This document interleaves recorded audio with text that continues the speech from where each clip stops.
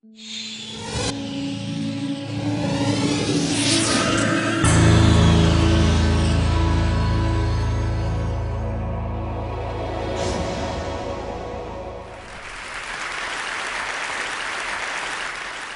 wanted to be a rock star. I dreamed of it, and that's all I dreamed of. I should be more accurate. I wanted to be a pop star. This was in the late 80s.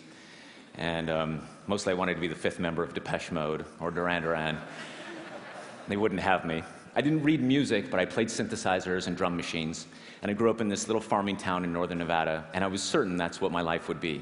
And when I went to college at the University of Nevada, Las Vegas, when I was 18, I was stunned to find that there was not Pop Star 101 or even a degree program for that interest. And the choir conductor there knew that I sang and invited me to come and join the choir. And I said, yes, I would love to do that, sounds great. And I left the room and said, no way. The choir people in my high school were pretty geeky, and there was no way I was going to have anything to do with those people. And about a week later, a friend of mine came and said, listen, you've got to join choir. At the end of the semester, we're taking a trip to Mexico, all expenses paid, and the soprano section is just full of hot girls. And so I figured for Mexico and babes, I could do just about anything.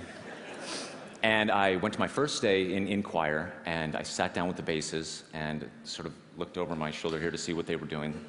They opened their scores, the conductor gave the downbeat, and boom, they launched into the Kyrie from the Requiem by Mozart. And my entire life I had seen in black and white, and suddenly everything was in shocking Technicolor.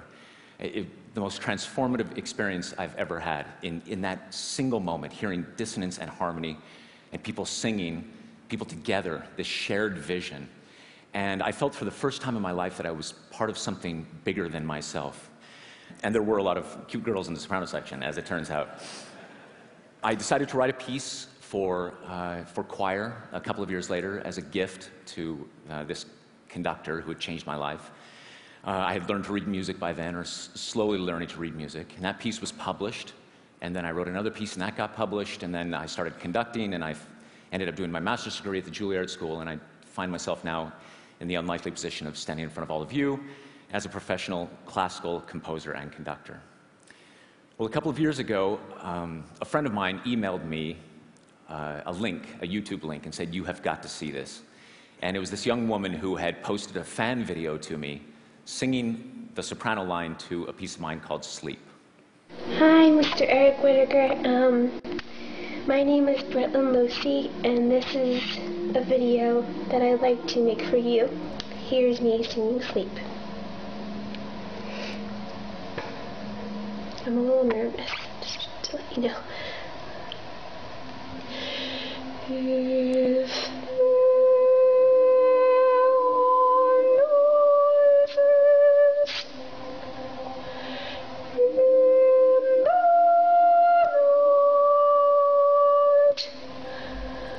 was thunderstruck.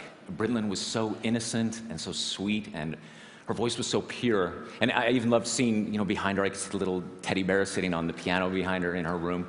Such an intimate video. And I had this idea, if I could get 50 people to all do this same thing, sing their part, soprano, alto, tenor, and bass, wherever they were in the world, post their videos to YouTube, we could cut it all together and create a virtual choir. So I wrote on my blog, OMG, OMG. I actually wrote OMG, hopefully for the last time in public ever. And I sent out this call to singers, and I made free the download of the music to a piece that I'd written in the year 2000 called Lux Aurumque, which means light and gold. And lo and behold, people started uploading their videos. Now, I should say before that, what I did is I posted a conductor track of myself conducting. And it's in complete silence when I filmed it, because I was only hearing the music in my head, imagining the choir that would one day come to be. Afterwards, I played a piano track underneath so that the singers would have something to listen to. And then as the videos started to come in,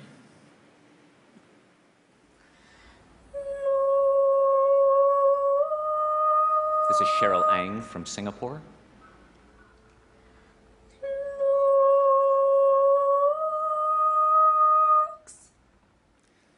This is Evangelina Etienne.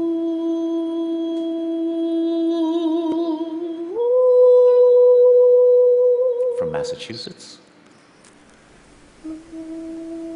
Stephen Hansen from Sweden. This is Jamal Walker from Dallas, Texas.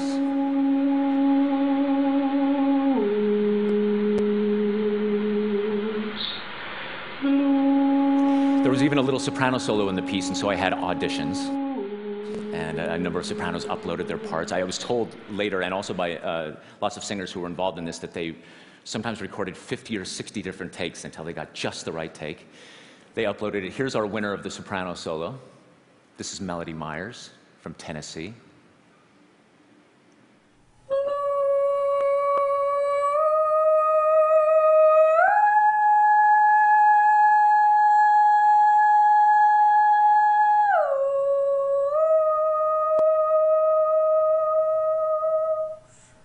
I love the little smile she does right up at the top of the note, like, yeah, no problem, everything's fine.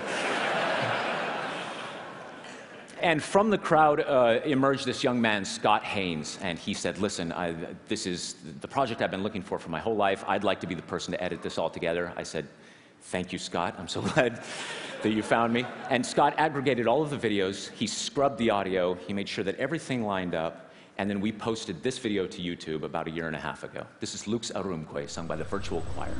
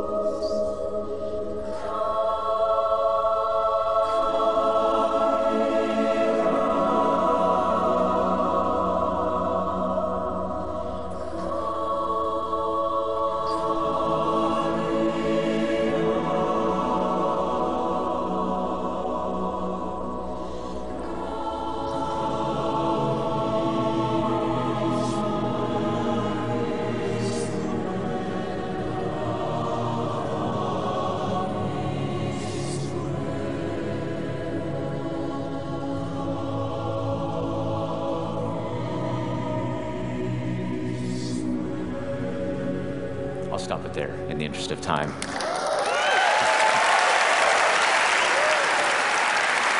Thank you. No, thank you.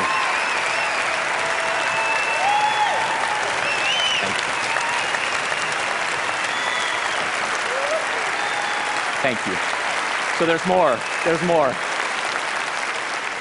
Thank you so much. And I had the same reaction you did. I actually was moved to tears when I first saw it. I just couldn't believe how the poetry of all of it. These souls all on their own desert islands, sort of sending electronic messages in bottles to each other.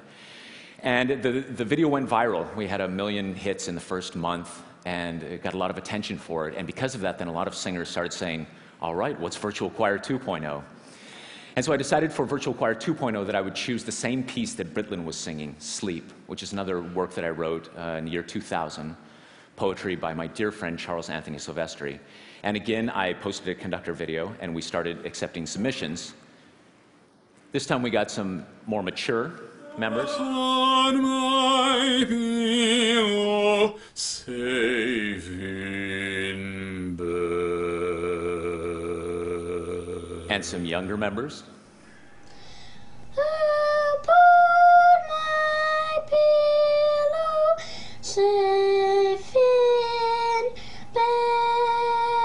That's Georgie from England. She's only 9. Isn't that the sweetest thing you've ever seen? Someone did all 8 videos of bass, even singing the soprano parts. This is Bo Otten.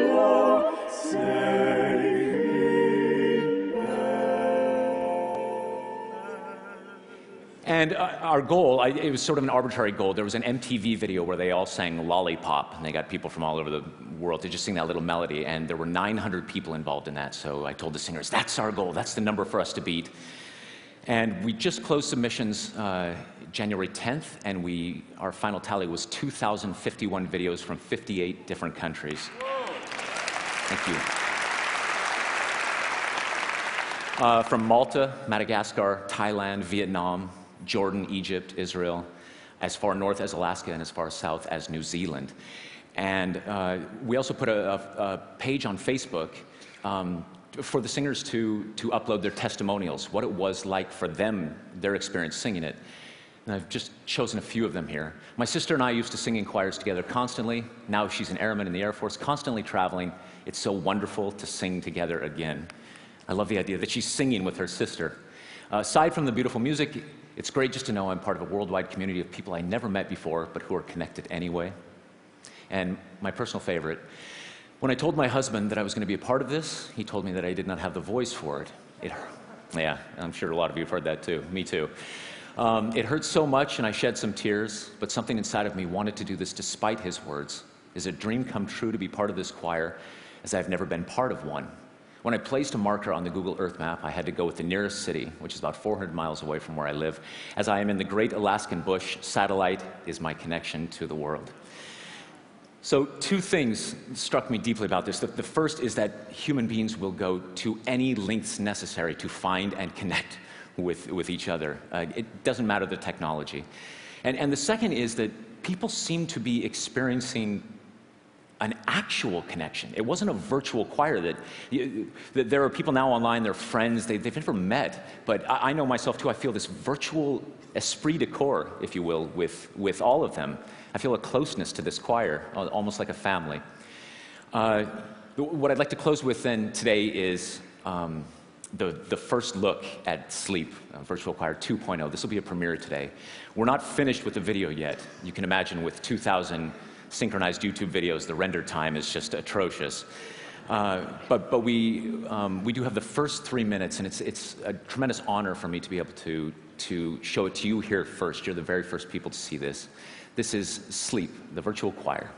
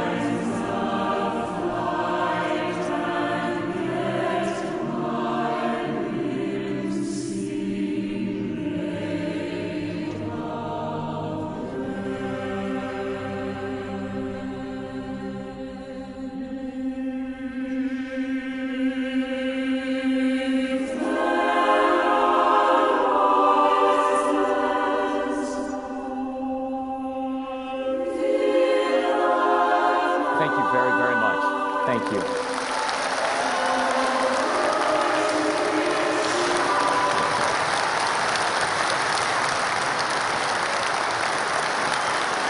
Thank you. Thank you. Thank you.